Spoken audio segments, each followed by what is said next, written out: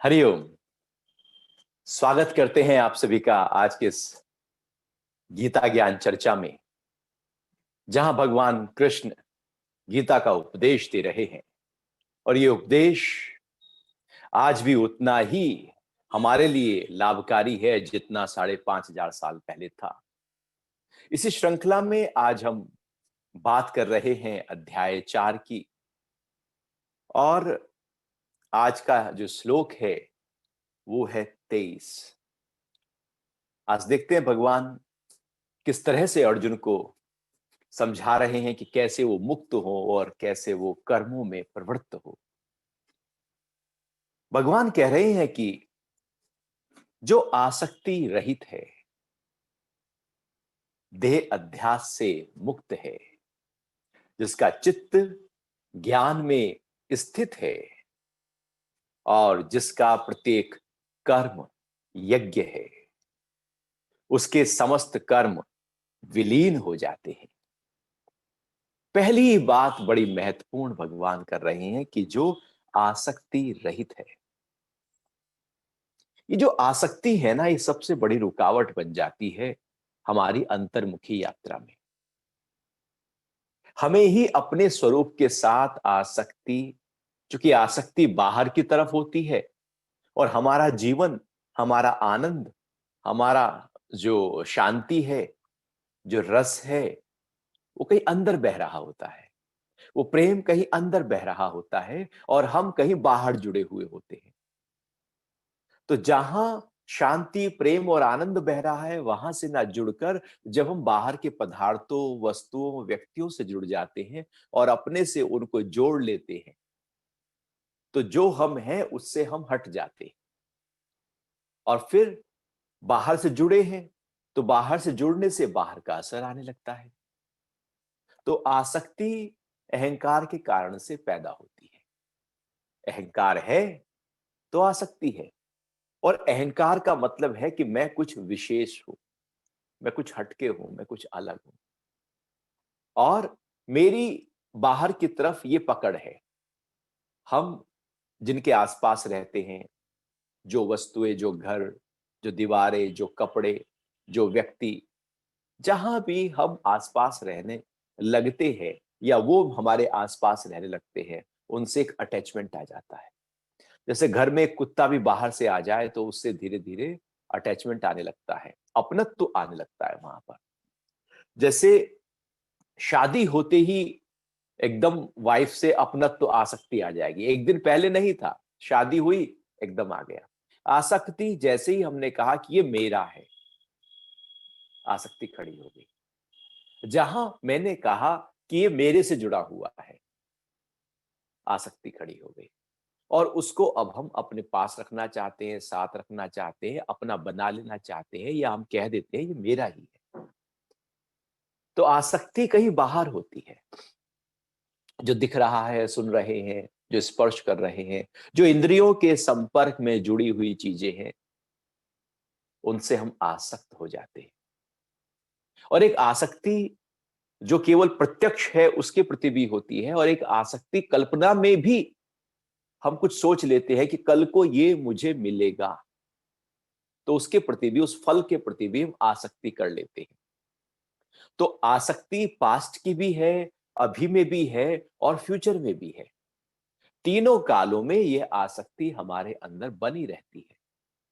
अर्थात अभी हम पास्ट के बारे में कुछ सोचकर कि ये मेरे वाले हैं, ये स्थान, ये धन, ये घर, तो वहां पर उसको हम अपना अपना ये मेरा है मोहर लगा देते हैं।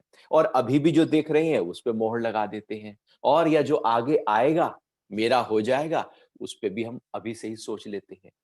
तो आसक्ति हमें अहंकार को बाहर जगत से बांधे रखती है। और जब तक हम बाहर के जगत से अहंकार के कारण से बंधे रहते हैं, उसका फिर असर हमारे ऊपर लौट कर आता है। क्योंकि जहां हमने कहा कि ये मेरा है, अब जहां हमने अपनी मोहर लगा दी, सिग्नेचर कर दिए, ठप्पा लगा दिया, अब वो चीजें तो हिलेंगी।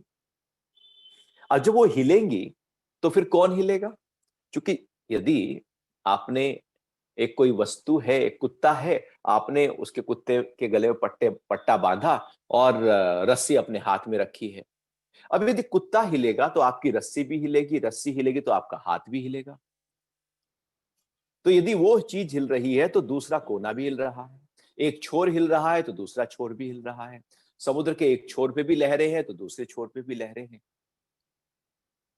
तो जब हम बंधे हुए बाहर से हैं और बाहर की चीज हिलेंगी ही हिलेंगी, तो चूंकि हमने अपने आप को उससे कनेक्ट किया हुआ है, तो फिर हम भी हिलेंगे, क्योंकि एक कोना तो हमारे अंदर है और एक कोना बाहर है।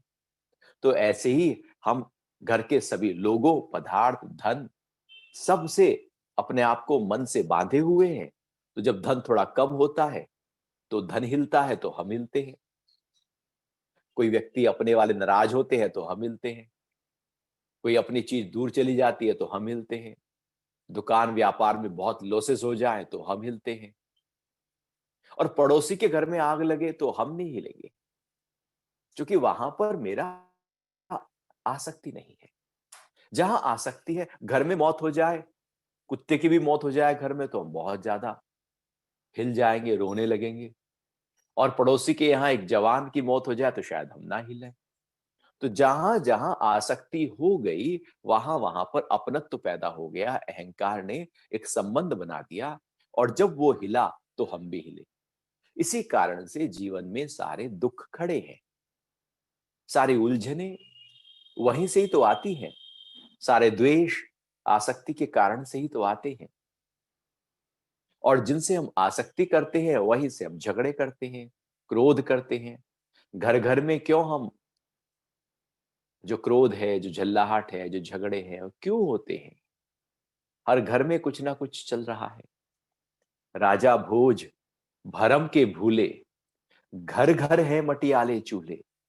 जैसे घर का चूल्हा जिसपे खाना पकता है वो काला ही होगा। तो भोज कह रहे हैं कि राजा भोज भरम के भूले। हर घर में जैसे चूल्हा मटियाला होता है, ऐसे ही हर घर में व्यक्ति कहीं ना कहीं किसी ना किसी रूप में द्वेष कर ही रहा होता है।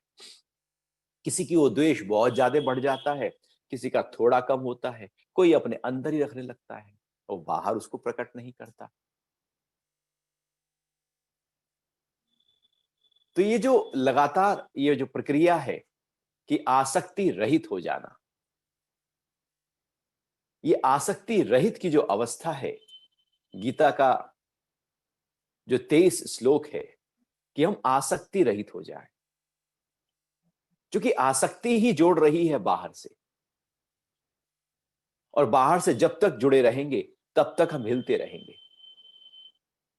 क्योंकि राग पैदा हो गया और राग से द्वेष आएगा। जहां जहां राग होता है वहां वहां द्वेष होता है। आसक्ति ही झगड़े पैदा करती है, क्रोध पैदा करती है, झल्लाहट पैदा करती है, विरोध पैदा करती है, दुश्मनी पैदा करती है। राग है तो द्वेष है, राग ही ना हो तो द्वेष किस बात का। तो सबसे पहली बात भगवान कह रहे हैं कि आसक्ति रहित हो जाना है। क्या हम जहां पर आप देखें, जहां पर हमारी आसक्ति नहीं होती, क्या वो चीजें, वो व्यक्ति हमको हिला पाता है? क्या उसकी नाराजगी हमें कुछ परेशान कर पाती है? और अपने ही वाला कुछ कह दे तो हम बहुत ज्यादा हिल जाते हैं। आसक्ति के कारण से हमारा अंतरतम हिल रहा है। हमें लगता है कि आसक्ति बहुत कुछ देती है, लेकिन आसक्ति बहुत ज्यादा कुछ ले लेती है। जैसे कुत्ता है और उसको वो हड्डी लेकर आया और हड्डी को कुत्ता चबाने लगा, चबाने लगा। अब चबाते चबाते कुत्ते के मसूड़ों में से ही खून निकलना शुरू हो गया, क्योंकि वो हड्डी थी। अब कुत्ता जो है उस खून को जब पीता है तो उसे लगता है कि वाह, हड्डी में तो खून निकल रहा है, और वो और चबाता है। खून और निकलता है, उसे मजा आता है, वो और चबाता है। उसे नहीं पता कि जो खून है ये मेरा ही है। ये कुछ इस हड्डी में से कहीं खून नहीं आ रहा है, कुछ हड्डी में मांस नहीं है, कुछ हड्डी में रस नहीं है, हड्डी में कोई स्वाद नहीं है। जो स्वाद कुत्ता ले रहा है वो उसका अपना है। लेकिन उसे लगता है कि बाहर से मिल रहा है। ऐसे ही हमें लगता है कि बाहर जहां-जहां मैंने आसक्ति की, वहां-वहां से मुझे आनंद मिल रहा है, अच्छा लग रहा है, सुख मिल रहा है। जबकि वो सुख हमने अपने ही अंदर से बाहर की चीजों में डाला था। हमने ही कहा कि ये मेरा है और ये मुझे सुखी करेगा। हमने ही कहा ये धन मेरा है और ये मुझे सुखी करेगा। सुख मेरे अंदर है, रस मेरे अंदर है। मैं अपना रस बाहर की चीजों में कहीं डालता, जिसको मैं अपना कहता हूं, उसमें रस डालता। जहां-जहां मैं अपनापन देता हूं, वहां-वहां अपने अंदर का रस उसमें डाल देता हूं और लगता है कि वहां से सुख मिल रहा है, लेकिन वो सुख मेरे ही अंदर का वापस मुझे ही आ रहा है। वो खून मेरा ही है जो मैं पी रहा हूं, वो रस मेरा ही है जो मैं पी रहा हूं। वो जो आसक्ति मुझे लगता है कि बाहर के कारण से मुझे कुछ सुख दे रही है, बल्कि वो बाहर के कारण से नहीं, वो तो मेरे अंदर के कारण से है। यदि मैं किसी से आसक्ति हटा लूं अपनी, मान लो कार है आपकी, आप बेच दो तो आसक्ति खत्म हो गई ना। अब बेचने के बाद उस कार का एक्सीडेंट हो जाए, कार खो जाए, तो आपको दुख थोड़ी होता है। आपका सौदा हो गया, सौदा होते ही आसक्ति गई। सौदा नहीं था तो आसक्ति थी, और उस पे स्क्रैच भी आए तो आप हिलते थे। और अभी एक ही दिन हुआ, सुबह ही बेची, शाम को यदि वो खो गई, तो आपको कोई दुख नहीं होता, क्योंकि अब आपने जो अपनापन था वहां से खींच लिया। और यदि वो ना बेची होती और खो जाती तो आप सिर पकड़ के रोते, ये क्या हो गया? क्योंकि आसक्ति जहां-जहां होती है, वहां-वहां से जो चीजें हिलती हैं, तो उसका फिर दुःख आता है। इसलिए एक डोर हमारे हाथ में होती है, एक डोर सामने वस्तु, व्यक्ति के हाथ में होती है। वस्तुएँ हिलती है, धन हिलता है, पद हिलता है, कीर्ति हिलती है। चूँकि दूसरी डोर मेरे हाथ में है, तो वो हिलता है, तो ये दूसरी डोर का सिरा भी हिल जाता है, फिर मैं भी हिलता हूँ। और इसी कारण से हम जीवन भर हिलते रहते हैं, हिलते रहते हैं। ऊपर-नीचे चलते रहते हैं। आसक्ति मुझको अंदर से हिलाने का काम करती है, और हमने ही अपने अंदर आसक्ति को पैदा किया है। जैसे ही हम आसक्ति रहित हो जाते हैं, आसक्ति को विथड्रॉ कर लेते हैं, अनासक्त हो जाते हैं। और अनासक्त कैसे होंगे? कि यदि अहंकार, ये मैं है, ये मेरा है, ये मेरे वाले हैं, यही तो भाव आसक्ति पैदा करता है। अब यही भाव हट जाए, मेरा क्या है? सब यहीं से मिला है, यहीं छूट जाएगा।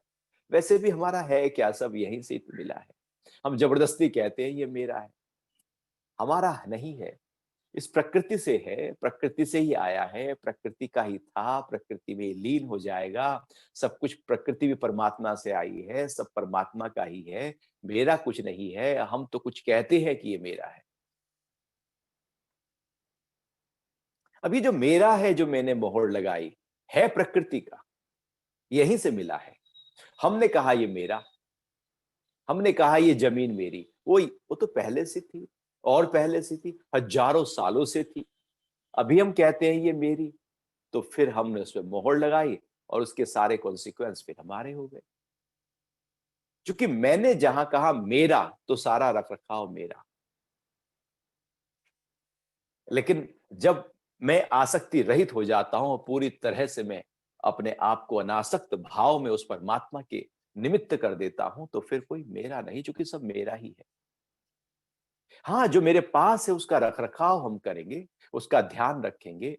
ऐसे ही रखेंगे जैसे बैंक में कैशियर होता है, वो अच्छी तरह से एक-एक रुपये का रख-रखाव करता है, उसकी काउंटिंग करता है, सुबह को गिनता है, शाम को पूरा हिसाब-किताब देता है, कितना आया, कितना गया, एक-एक रुपया पूरी तरह से। उसका कुछ नहीं है, वो दिन भर लाखों या करोड़ों रुपए के ट्रांज़ैक्शन में घूम रहा है, लेकिन उसका तो अपना 1 रुपया भी नहीं। वो उसका रख-रखाव कर रहा है बहुत तरीके से, कोई नोट कटाना हो, फटाना हो, एक-एक चीज़ देख रहा है, कुछ गलती ना हो जाए। ऐसे ही जब हम भी कहते हैं ये सारी चीज़ें, हम कैशियर की तरह उसका रख-रखाव हम कर रहे हैं, चूँकि परमात्मा से मुझको मिली हैं, प्रारब्ध से मुझको मिली हैं, तो परिवार हो, व्यापार हो, धन हो, पद हो, जो हो उसका रख-रखाव मुझे करना ही है, और बेहतर से बेहतर तरीके से करूँगा, बिना आसक्त हुए करूँगा। तो उसका फिर दुःख नहीं आएगा, हलचल नहीं आएगी। क्योंकि मैंने उसका अच्छी तरह से ध्यान दिया है।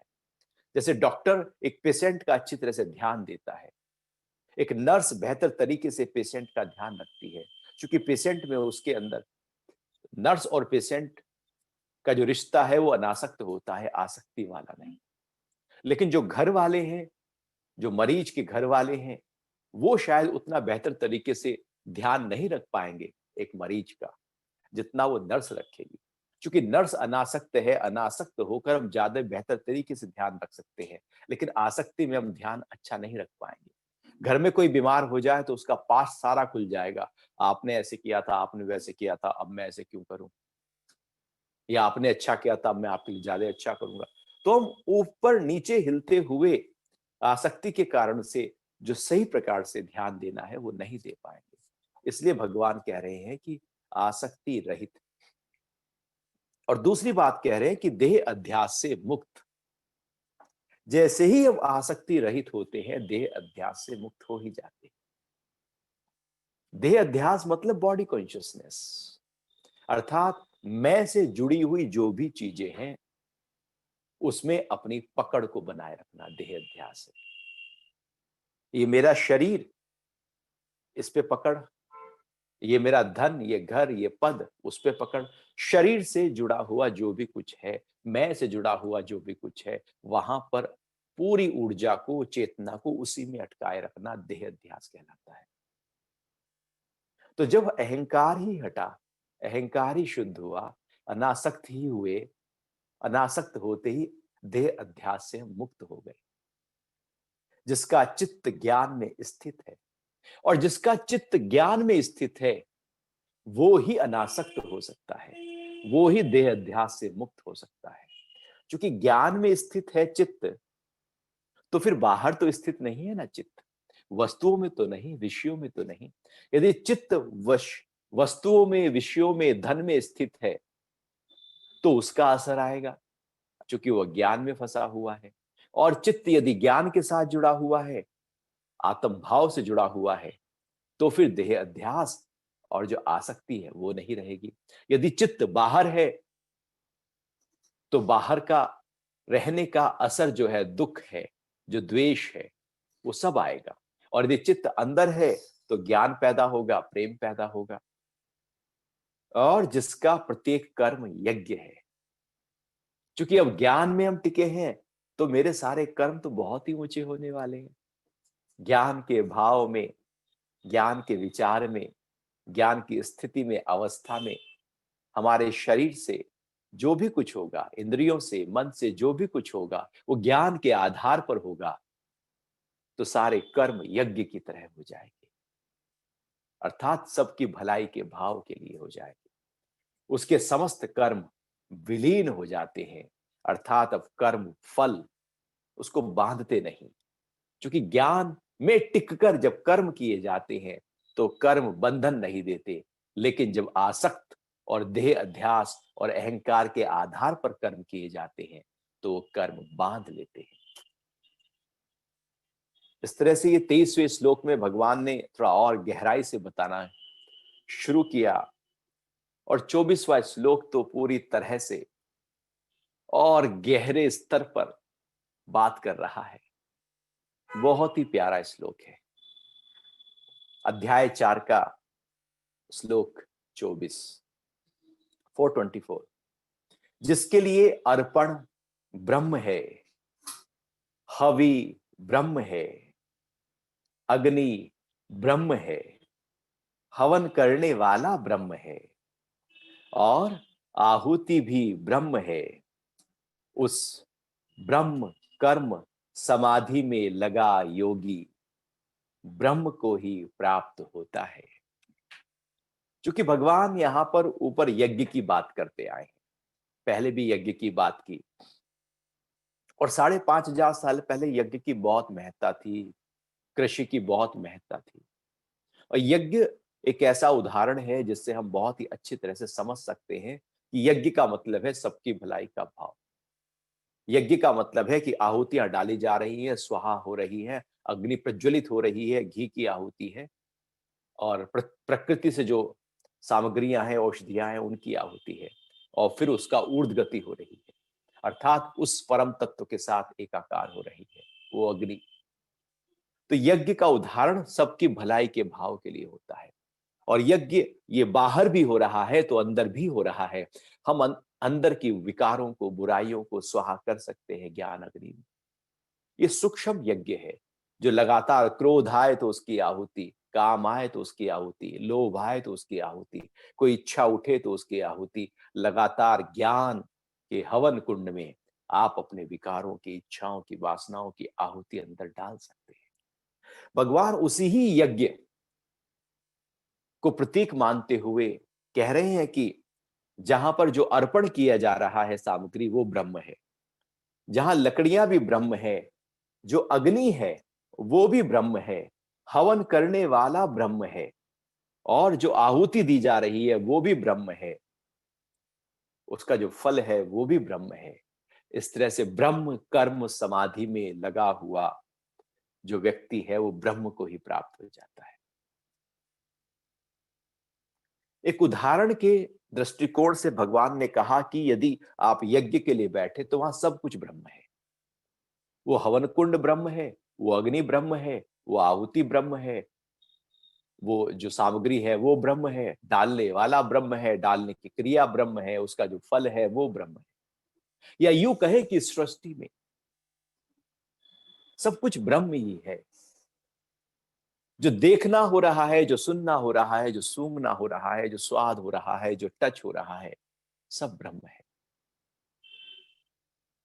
और जो देख रहा है, देखने वाला वो ब्रह्म है, जिसको देखा जा रहा है वो ब्रह्म है, देखने की क्रिया भी ब्रह्म है। सुनने वाला ब्रह्म है, जो सुना जा रहा है वो ब्रह्म है, सुनने की क्रिया भी ब्रह्म है, और जो बोल रहा है वो भी ब्रह्म है, और उसका जो फल आएगा वो भी ब्रह्म है। यहां अपने सहित सब ब्रह्म है, सब सहित मैं ब्रह्म हूं। मैं अलग नहीं किसी से, चूंकि सब ब्रह्ममय है,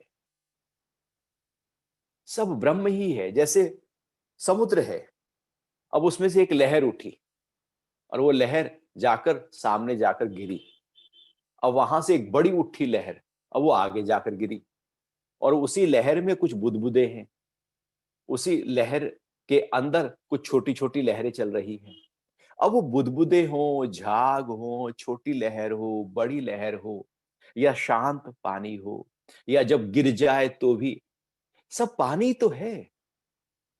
दिख कह रहे हैं कि लहर है, ये बुदबुदा है, ये झाग है, ये समुद्र है, लेकिन है तो सब पानी ना। पानी में ही सब कुछ हो रहा है। क्योंकि वो हो रहा है इसलिए उसका एक नाम दिया है। और यदि वो कुछ ना हो रहा होता तो हम कहते हैं शांत। अब जैसे तालाब में पानी है, हम कहेंगे पानी है, लेकिन वो हलचल हो रही है तो लहरें हैं, फिर ठंडा है, गर्म है तो पानी। फिर पानी में, समुद्र में फिर मछली है, फिर बहुत कुछ है तो पानी के आधार पर। ऐसे ही सारे में ब्रह्म ही ब्रह्म है। और जब है ही ब्रह्म और उसके अंदर जो है, जो झाग है, जो बुदबुदे हैं, जो लहरें हैं, वो सब पानी है। ऐसे ही इस जगत के अंदर सब कुछ ब्रह्म है, हम भी ब्रह्म हैं, सब कुछ ब्रह्म ही है। लेकिन शायद हम उस ब्रह्म को देख नहीं पाते। क्यों नहीं देख पाते? क्योंकि हमारा अहंकार खड़ा है। मैं कहता हूं नहीं, मैं कुछ विशेष हूं, मैं कुछ हटके हूं। अपने को हम कुछ अलग कर लेते हैं, जैसे एक बूंद अपने को सागर से अलग कर ले। तो ऊपर जो भगवान कह रहे हैं कि आसक्ति रहित और देह अध्यास से रहित जब हम होंगे तो ब्रह्म दिखाई देगा। वैसे ऊपर ऊपर से कह रहे नहीं, ये तो पेड़ है ना, ये ब्रह्म है, ये कुर्सी भी ब्रह्म है, और ये टेबल भी ब्रह्म है, और ये व्यक्ति भी ब्रह्म है। तो पहले मैंने उसको कुर्सी देखा, पेड़ देखा, व्यक्ति देखा और ब्रह्म देखा। मैंने अपने को और उसको दो देखे, तभी तो कह रहे हैं ये जो मैंने देखा वो ब्रह्म है। मैंने अपने को ब्रह्म नहीं देखा, हमने तो केवल शब्दों को पकड़ा कि ये ब्रह्म है। क्योंकि हमने शब्द पकड़ लिए थे, सुन लिए थे, और शब्द देने शुरू कर दिए। तो शब्द तो वैसे ही है, उसको पेड़ कहो या ब्रह्म कहो। वो भी शब्द है, वो भी शब्द है, तो पेड़ ही कह लो, ब्रह्म क्यों कहते हो?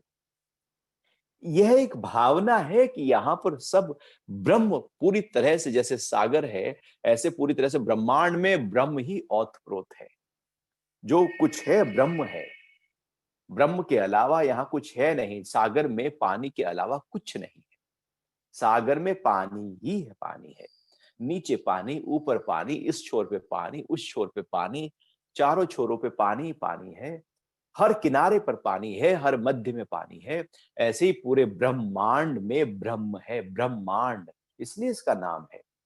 ब्रह्म से जो ओतप्रोत है वही ब्रह्मांड है। अब यहां पर ऐसा कोई भी जगह नहीं जहां पर ब्रह्म नहीं है। तो मैं भी तो वही हूं, मैं भी वही हूं। मेरी देखने की क्रिया, जो देखा जा रहा है वो भी ब्रह्म, जो सुना जा रहा है वो भी ब्रह्म। यहां सब कुछ ब्रह्म है।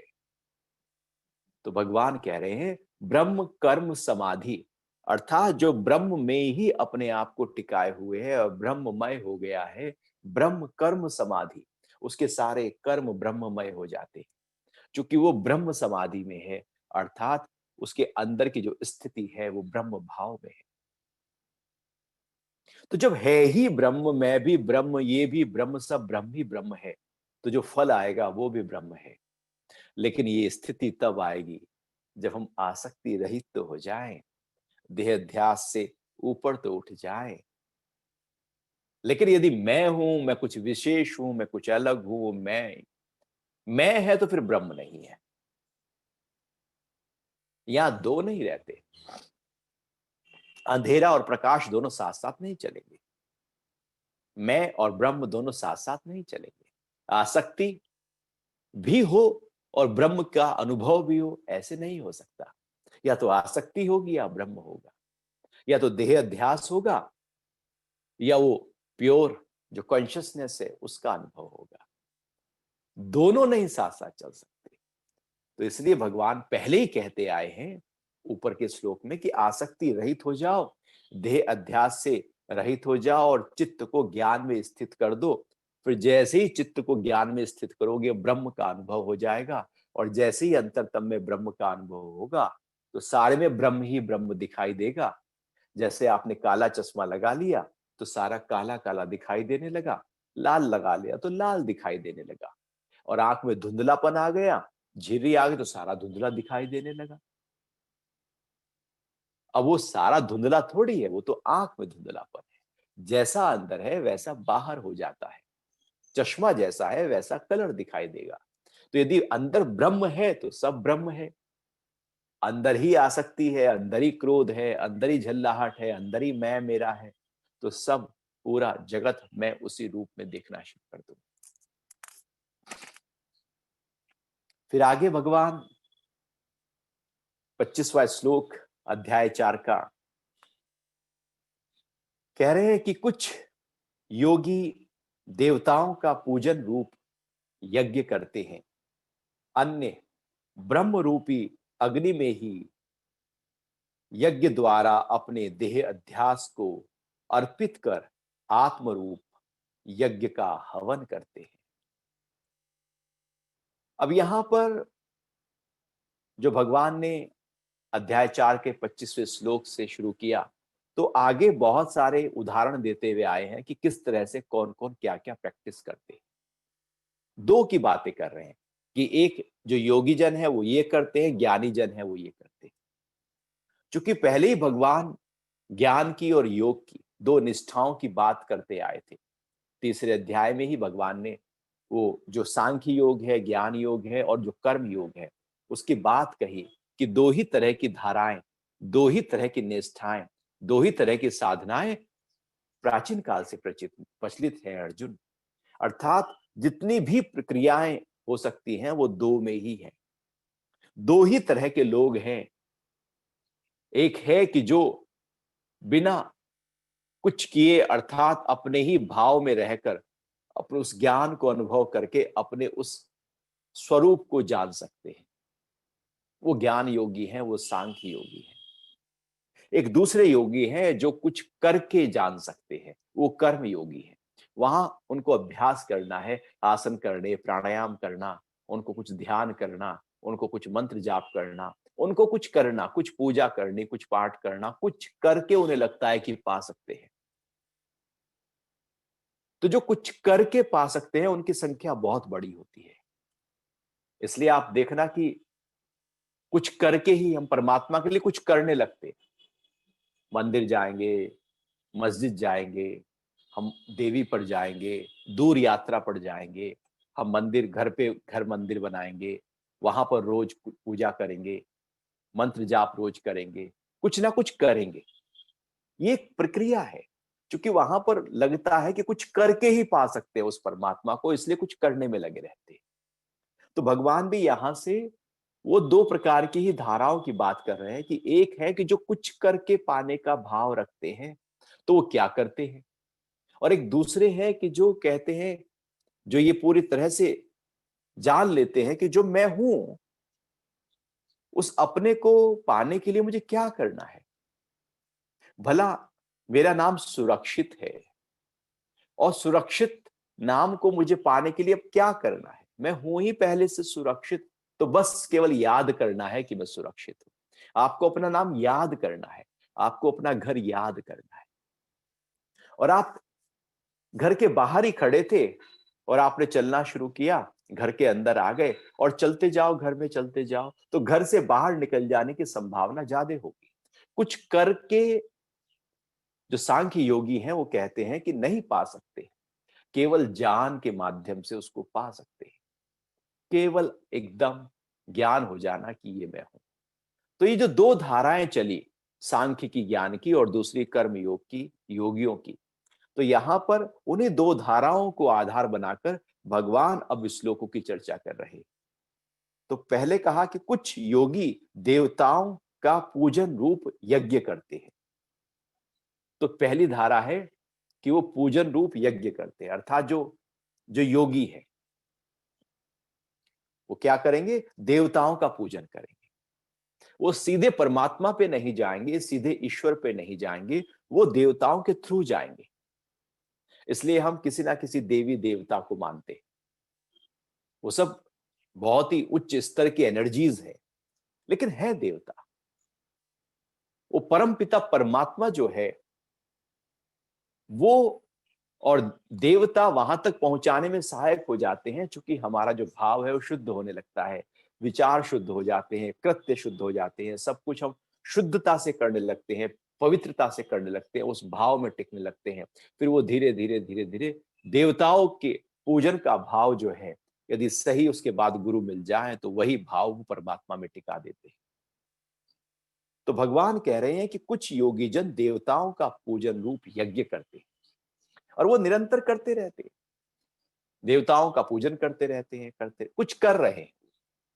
और दूसरे क्या है, अन्य ब्रह्म रूपी अग्नि में ही, ब्रह्म रूपी अग्नि में ही यज्ञ द्वारा अपने देह अध्यास को अर्पित कर आत्मरूप यज्ञ का हवन करते हैं। अब ये दूसरी बात है, एक है कुछ बाहर कर रहे हैं पूजन, एक है अंदर पूजन हो रहा है।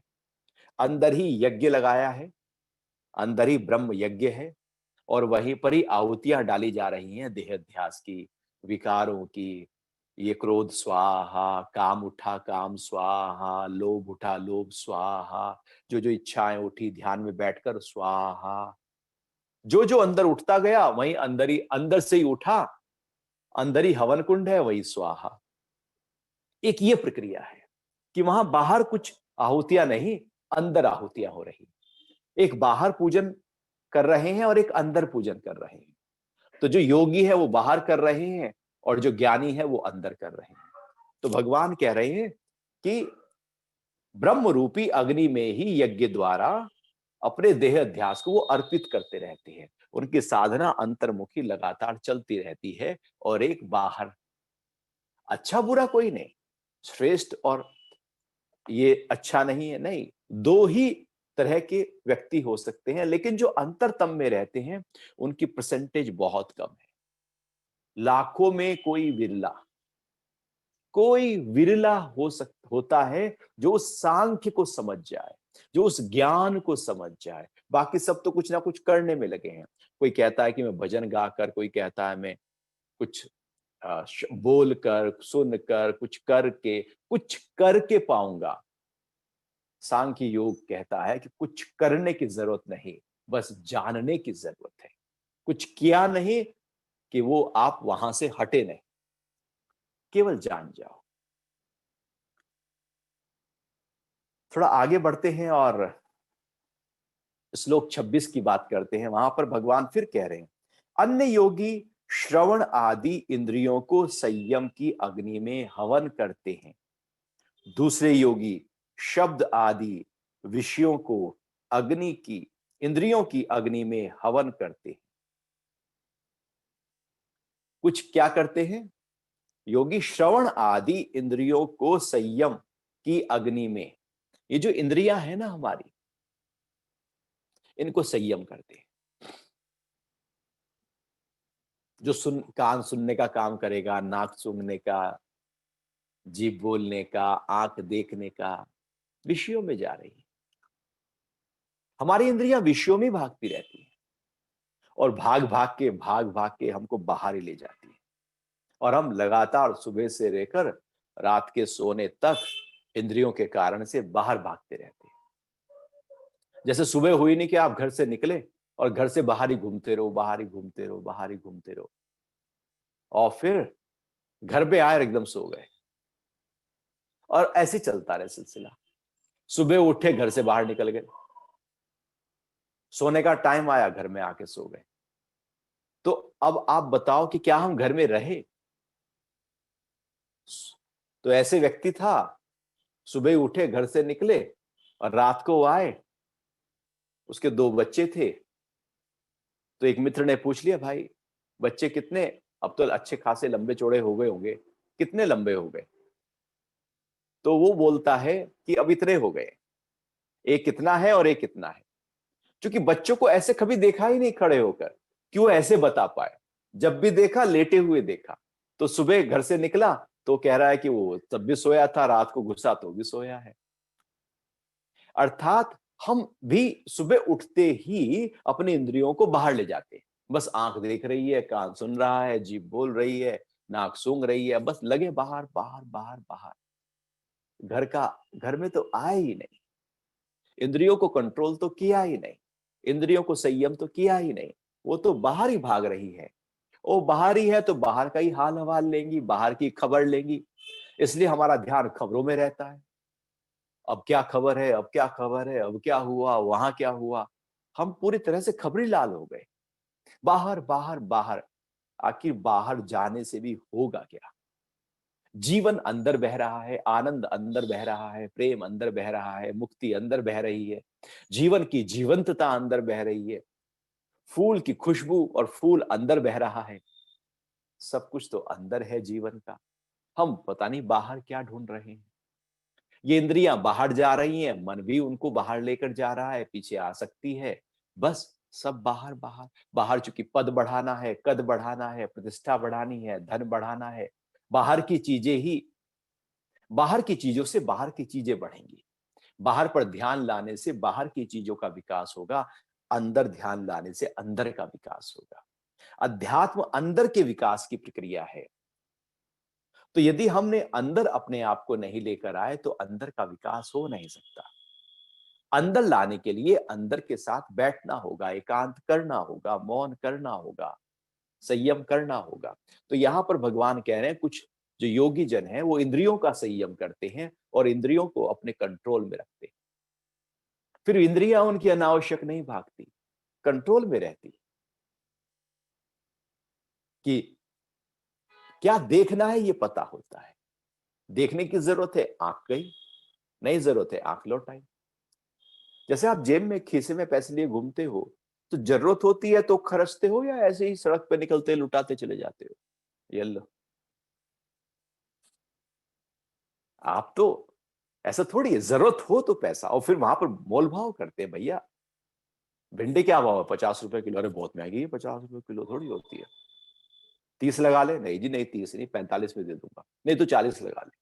हम ऐसे मोल भाव करके 5-5 रुपए बचाने की कोशिश करते हैं। तो क्या हम आंख से बहती हुई ऊर्जा को नहीं बचा सकते मोल भाव करते हुए?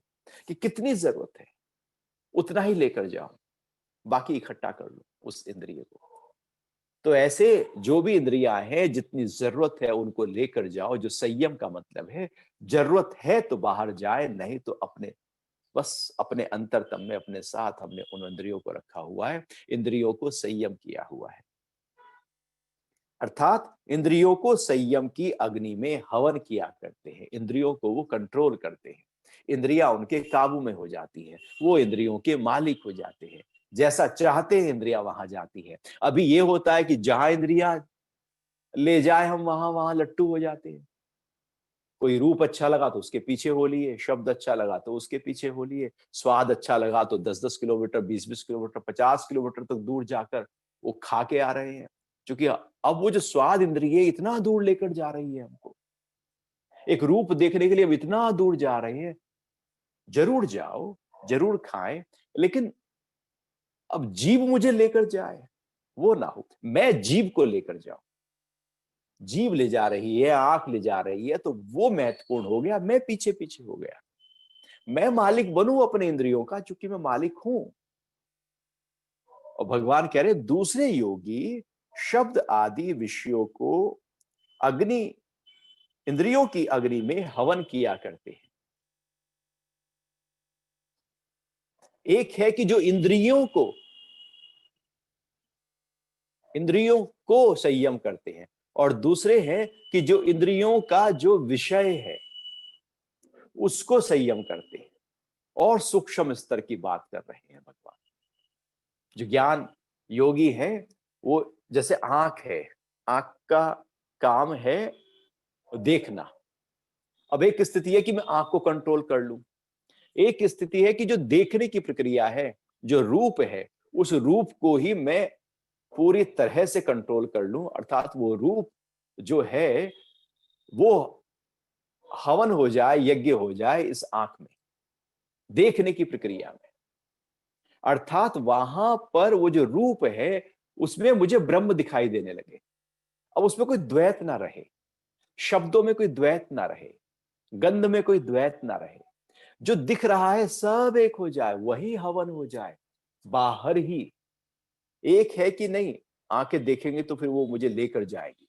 एक है कि वो आंखें देखे तो भी वही स्थिति है मेरी, ना देखे तो भी वही स्थिति है मेरी। कुछ सुनो तो भी, कोई मान के शब्द सुनो तो भी वैसा ही हूं, अपमान के शब्द सुनो तो भी वैसा ही हूं, क्योंकि सारे शब्दों का मैंने हवन कर लिया है। बुद्ध को लोग गाली दे तो भी बुद्ध वैसे ही हैं, माला पहनाए तो भी बुद्ध वैसे ही हैं। ऐसा नहीं कि भक्त माला पहना रहे हैं तो ज्यादा खुश हो गए, लोग गाली दे रहे हैं, थूक रहे हैं तो दुखी हो गए। वो बाहर के जो शब्द हैं, अब उसका असर नहीं है अंदर, बाहर का कोई असर नहीं। एक है इंद्रियों को कंट्रोल करके मैं बैठ गया और इंद्रियों को बाहर नहीं जाने देना। मैंने आंख नाक कान मुंह बंद कर लिया, बाहर नहीं जाने दूंगा और ऐसे साध के बैठ जाओ। एक है पूरी तरह से वो ऐसे फैली हुई है सब इंद्रियां, और उनका असर कोई मेरे ऊपर आ ही नहीं रहा है। वो है लेकिन कोई प्रभाव नहीं है, क्योंकि मैं अपने स्वभाव में टिका हूं। जब हम अपने स्वभाव में होते हैं तो ना कोई अभाव होता है, ना किसी का प्रभाव होता है, क्योंकि मैं अपने स्वभाव में होता हूं। तो अब मुझे बाहर की कोई चीज हिला नहीं पाती। वो बाहर इंद्रियां जाए, आंख देखे, वो यदि कहीं है भी जो दृश्य देखने लायक नहीं था, लेकिन वो देख रही है, कोई फर्क नहीं पड़ रहा है, क्योंकि अंदर कुछ हलचल नहीं हो रही है। वो बुद्ध के समय में एक बहुत ही प्यारी कहानी आती है ना, कि एक बुद्ध का एक जो भिक्षु था, वो ऐसे भिक्षा मांगने के लिए जा रहे थे, तो वैश्या के घर में भिक्षा मांगने पहुंचे। तो वैश्या ने कहा कि ये जो चतुर्मास शुरू होने वाला है, आप मेरे यहां रहे इस बार। तो बुद्ध, तो भिक्षु ने कहा कि मैं बुद्ध से पूछ के आता, मैं रह सकता हूं, लेकिन चूंकि ये परंपरा है कि गुरु से पूछना है, कुछ भी कार्य करना है तो गुरु से पूछना है, उनकी सहमति हो जाए। कार्य भले वही करे जो आप चाहते हो, लेकिन एक सहमति तो हो जाए, तो लगेगा कि नहीं मेरे ऊपर कोई है। अहंकार नहीं जगेगा, समर्पण का भाव लगातार जगा रहेगा। बुद्ध से पूछने आया, बुद्ध ने कहा जरूर जाओ। तो वो 4 महीने जो भिक्षु है वो एक वैश्या के यहां रहता है। अब 4 महीने बाद जब वो भिक्षु लौटकर बुद्ध के आश्रम आता है तो वैश्या भी संत बनकर, असलियत में अब उसने भी संन्यास ले लिया है। अर्थात संत पर वैश्य, जो संत पर वैश्या का असर चढ़ा, वैश्या का असर संत पे नहीं चढ़ा, क्योंकि वो पहले से ही अपने आप को पूरी तरह से उस स्थिति में रखे हुए ब्रह्म कर्म समाधि में है वो। तो बाहर की चीजों का प्रभाव नहीं पड़ेगा, बल्कि हमारा प्रभाव बाहर पड़ने लगेगा। तो इस तरह से यहां भगवान दो बातें कह रहे हैं कि एक है जो इंद्रियों को, और एक है कि जो उन बहुत पूरी तरह से और सूक्ष्म स्तर पर सब जगह एक ही भाव में अपने आप को ले आते हैं। इसी तरह से और भगवान फिर आगे चर्चा करते हैं जहां पर दो की बातें हो रही हैं, कैसे दो जो योगी हैं और जो ज्ञानी हैं अलग अलग साधनाओं को करते हुए पहुंचना वही है, लेकिन उनकी प्रैक्टिसेस अलग अलग है। अभी आपके कोई प्रश्न उठ रहे हो तो उन पे चर्चा कर लेते हैं।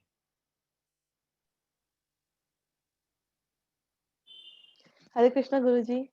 हरे कृष्णा जी, हरे कृष्णा। स्पीकिंग ट्री की इस खास आध्यात्मिक सीरीज में हमारे साथ बने रहने के लिए मैं तमन्ना जटवानी आप सभी दर्शकों का आभार व्यक्त करती हूँ।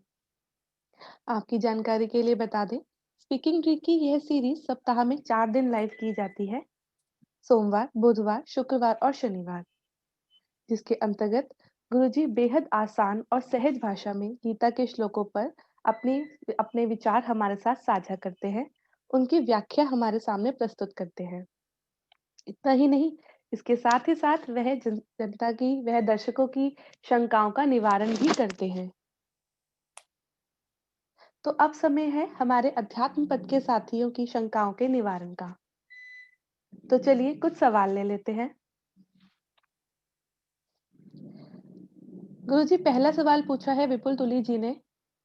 उनका सवाल है, मुझे अपनी असफलताओं से ज्यादा अपने दोस्तों की, अपने रिश्तेदारों की सफलताओं से परेशानी होती है। ऐसा क्यों होता है? ईर्ष्या के कारण से अपनी सफलताएं नहीं दिखती, बल्कि दूसरों की सफलताएं दिखने लगती हैं। ईर्ष्या के कारण से अपनी असफलताओं का उतना दुख नहीं होता, जबकि दूसरे की सफलता का दुख होने लगता है। ये हमारे अंदर की एक ऐसी प्रवृत्ति है जहां पर मैं भले सफल हूं या ना हूं, लेकिन कोई दूसरा सफल नहीं होना चाहिए, क्योंकि मैं हमेशा तुलना में रहता हूं। व्यक्ति तुलना में और अपेक्षा में दुखी होता है। अपेक्षा करेगा तो पूरी नहीं हुई तो दुख आएगा, तुलना करेगा तो दुख आएगा। ये तुलना का भाव यदि है तो दुख आएगा ही आएगा। मेरा इंक्रीमेंट इस बार 10% हुआ, बहुत खुश हूं, लेकिन मेरे दोस्त का तो 20% हो गया, तो 10% की खुशी खत्म। मैंने सोचा था 5% होगा, 10% हुआ, बहुत खुश हो गया, 2 दिन बाद पता लगा दोस्त का तो 20 हो गया, मैं दुखी हो गया, क्योंकि मैंने अब तुलना करना शुरू कर दिया अपने से और अपने वाले से। तो तुलना में बहुत ज्यादा दुख पैदा होता है। यदि तुलना करते रहेंगे तो ये दुख लगातार खड़ा रहेगा, जाएगा नहीं, क्योंकि तुलना ईर्ष्या पैदा करती है। ईर्ष्या का मतलब है अपने को विशेष, अपने को बड़ा, अपने को महत्व, मैं ही कुछ हूं। जैसे आप बहुत अच्छे कपड़े पहनकर पार्टी में जाए और वहां जाकर देखे कि सबने ही बहुत ज्यादा अच्छे पहने हुए हैं, आपसे कहीं ज्यादा अच्छे पहने हैं। कोई स्त्री जाए थोड़ा सा ज्वेलरी पहन के, वहां जाकर देखे सबने बहुत ज्यादा ज्वेलरी पहनी हुई है, अब तुलना करने लगेगी। तो तुलना करती वो दुख आ जाएगा, वो पार्टी तो गई एक तरफा, वो मन चलने लगा। तुलना किया नहीं कि दुख प्रकट हुआ नहीं। और हम तुलना किससे करते हैं? दूसरे से तो करते नहीं, ज्यादातर वही करते हैं जिनके साथ हम रहते हैं, जिनके पास हम रहते हैं, क्योंकि वो कहने के लिए मित्र हैं, वास्तविकता में अंदर से मित्र। मित्र का मतलब है एक भाव हो जाना। मित्र में प्रेम भाव प्रकट हो जाता है, और जब हम प्रेम हो जाता है तो वहां पर दो नहीं रहते, एक हो जाता है। तो एक में तुलना नहीं होती, दो में तुलना होती है। तो यदि हम एक भाव में हैं तो तुलना हो ही नहीं सकती। हम अपने से ही अपनी तुलना थोड़ी करते। हम सीधे हाथ की उल्टे हाथ से तुलना कर सकते हैं कि सीधा हाथ ज्यादा मजबूत है, उल्टा हाथ उतना मजबूत नहीं। दो हैं तो तुलना है ही एक, तो क्या तुलना करेंगे? तो जितना जितना द्वैत का भाव बढ़ता जाता है, उतना हम तुलना करने लगते हैं, ईर्ष्या बढ़ती चली जाती है और जीवन भर लगातार यही अपनी असफलता का दुख नहीं बल्कि दूसरे की सफलता का दुख होने लगता है। और फिर इसमें दूसरी बात यह भी है कि मेरी सफलता हो जाए और दूसरे की असफलता हो जाए मित्र की, तो अंदर से एक और खुशी पैदा हो जाती है। खुशी पैदा हो जाती है मेरी सफलता या असफलता से नहीं, बल्कि दूसरे की, मेरा ही भाई है, बिल्कुल भाई अपना है, उसकी सफलता हुई तो खुशी पैदा होगी। और उस भाई से झगड़ा हो गया, अब उसको सफलता मिलेगी तो मुझे दुख पैदा होगा, क्योंकि झगड़ा हो गया, द्वेष बीच में आ गया। और उसको असफलता मिलेगी तो मुझे खुशी पैदा होगी। इसलिए जो दुश्मन होते हैं उनकी हम ज्यादा खोजबीन रखते रहते हैं कि सब ठीक चल रहा है ना, और जहां लगता है कि उनके जीवन में कुछ हलचल हुई है तो बहुत खुश हो जाते हैं, अब पता लगा ना, अब आया ना ऊंट पहाड़ के नीचे। तो इस तरह से ये हमारा जो मनोविज्ञान है वो बड़े उलझे हुए तरीके से काम करता है, इसलिए तो हम उतने खुश नहीं हो पाते। हर व्यक्ति का अपना एक प्रारब्ध है, अपनी एक यात्रा है, अपना एक जीवन की यात्रा जन्म से शुरू होती है और मृत्यु तक जाती है। प्रारब्ध से उसको चीजें मिलती हैं, कर्मों के आधार पर उसको मिलता है, सब कुछ उसकी अपनी अपनी है, उसकी कर्म कहानी अपनी है। हम अपनी कर्म कहानी को जब उसकी कर्म कहानी के साथ जोड़ने की कोशिश करते हैं तो दुख आता है। भला जब दो अलग अलग यात्राओं पर जा रहे हैं तो दोनों यात्राएं एक जैसे कैसे हो, दोनों का फल एक जैसे कैसे होगा? हम उसको करने की कोशिश करते हैं। आप अपने में यूनिक हैं, अनोखे हैं, अनूठे हैं, अपने पर फक्र करना चाहिए। ऐसे ही वो व्यक्ति भी अपने में यूनिक है, अनूठा है, अनोखा है, वो अपने पे फक्र कर रहा है। उसकी अपनी सफलताएं सफलताएं हैं, हमारी अपनी सफलताएं सफलताएं हैं। वो तो मैंने कहा ये सफलता ये असफलता, मैं नाम दे रहा हूं। क्यों ना अपने को फोकस करें, नहीं तो ऐसे तो दुख आता रहेगा और हम अपनी सफलताओं की खुशी कभी मना ही नहीं सकते। क्योंकि जब जब मुझे मेरी सफलता दिखाई दी, पता लगा पड़ोसी या दोस्त की सफलता थोड़ी ज्यादा हो गई, तो हम अपनी खुशी कैसे मनाएंगे? हम मना ही नहीं सकते। आप मर्सिडीज खरीद के लाएं, आपका मित्र उसका जो ऊंचे वाला मॉडल है वो खरीद लाए, तो आप तो दुखी हो गए, क्योंकि आप तुलना करने लगे और जीवन ऐसे ही तुलना में चला जाएगा। तुलना न करो, प्रेम करो, उसकी अपनी यात्रा है। आप अपनी यात्रा का आनंद लो, वो अपनी यात्रा का आनंद ले। जी।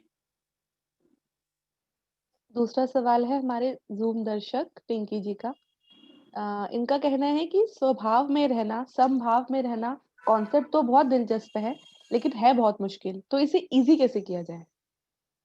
पिंकी जी, स्वभाव में और संभाव में रहना सुनने में बहुत सरल है, लेकिन है बड़ा मुश्किल।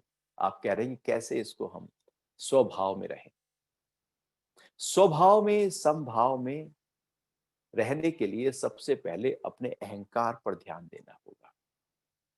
अहंकार ही तोड़ता है। जैसे चाकू है ना, घर में वो सब्जी लाते हैं तो काटने का काम करता है, कैंची भी काटने का काम करती है, सुई सीने का काम करती है। तो प्रेम सीने का काम करता है, रही मन धागा प्रेम का।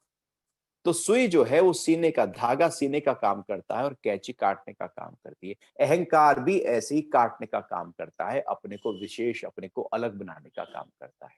हमने अपने को किसी से अलग कर दिया, इसलिए द्वैत हो गया। और फिर एक बार जब द्वैत हुआ तो फिर हम बहुत सारे उसको काटना शुरू कर दिया। अब बहुत सारी हमने कहा, ये अमीर, ये गरीब, ये काला, ये गोरा, ये मोटा, ये पतला, ये लंबा, ये गिटका, ये मेरे देश का, ये दूसरे देश का, ये मेरे धर्म का, ये दूसरे धर्म का। ऐसे फिर बहुत कैटेगरी हम बनाते चले गए, बनाते चले गए। इतनी सारी कैटेगरी बनाई कि हम पूरी तरह से वहां पर खो गए। ये है बिखर जाने की प्रक्रिया।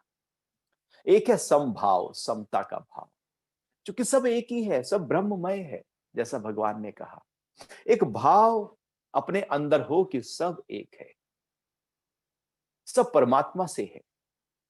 मैं भी उससे हूं, ये भी उससे। एक पत्ता भी परमात्मा से उतना ही है जितना मैं हूं। पत्ते को भी उतनी ही परवरिश मिल रही है जितना मुझे मिल रही है। वो पत्ते को भी सूरज, चांद, हवाएं, बारिश, माटी से वो बना है, हम भी उससे बने। तो जैसे मैं हूं वैसे ही वो है। वहां भी चेतना है, यहां भी चेतना है, वहां भी प्राण गति कर रहा है, यहां भी प्राण गति कर रहा है। सब जगह एक ही तो है। हम अलग अलग करने वाले होते कौन है? परमात्मा ने एक बनाया, हमने अलग अलग कर दिए। हम भेद कर रहे हैं, और जितना भेद करते जाते हैं उतना ही ज्यादा द्वेष, तनाव, क्रोध, चिड़चिड़ापन, उद्विग्नता, हलचल पैदा हो जाती है। और इसी कारण से जितना हम अलग अलग टुकड़े टुकड़े करते जाते हैं, उतना ज्यादा वो टुकड़े कहीं बाहर नहीं होते, बल्कि मेरे अंतरतम में मेरी शांति के, आनंद के, आराम के, समता के स्वभाव के टुकड़े हो जाते हैं। अब फिर हम अपने स्वभाव में आ नहीं पाते। केवल प्रेम का भाव अंदर बढ़ाना शुरू कर दीजिए। पहले पहले अपने भीतर प्रेम, और फिर अपने वालों से प्रेम, फिर जो दिखाई दे उससे प्रेम। क्योंकि अभी तक हमारी प्रैक्टिस जो थी वो टुकड़ों टुकड़ों की थी, अलग अलग की थी, भेद थी, भेद बुद्धि थी।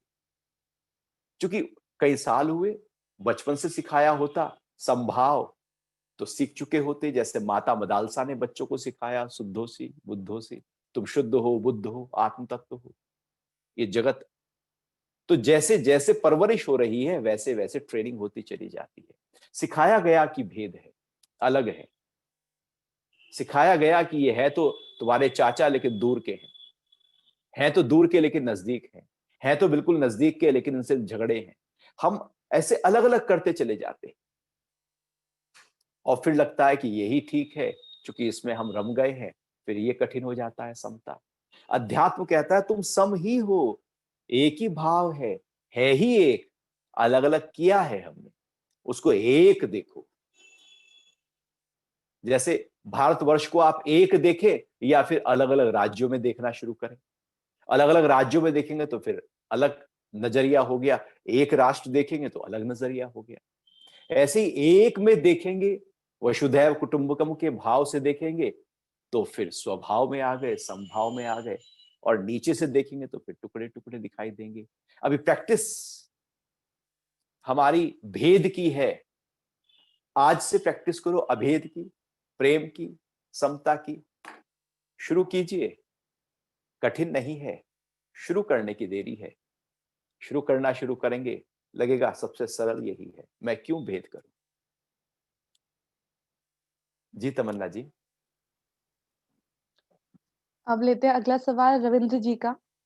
इनका कहना है इन्हें भीड़ में बहुत डर लगता है, जिसकी वजह से ये अधिकांश समय अकेले ही रहते हैं।